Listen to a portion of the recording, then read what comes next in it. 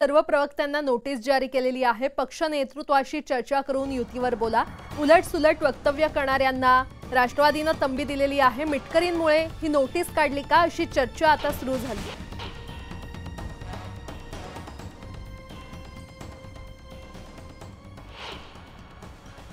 तुमच्या या वक्तव्यांमुळेच आता पक्षानं सगळ्याच प्रवक्त्यांना नोटीस बजावल्याचं कळत आहे।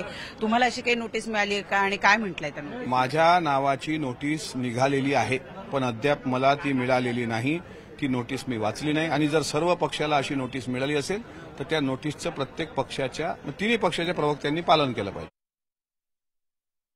म्हणून मी मोठ्या लोकांच्या तोंडी लागत नाही, पण त्यांनी अवकात काढेपर्यंत जर ते भाषा करत असतील मी कसं शांत राहणार। आता याच्यावर नोटीस आलेली आहे पक्षाकडून की तुम्ही बोलू नका, पण बोलू नका तर मग हे मीच पाळलं पाहिजे का?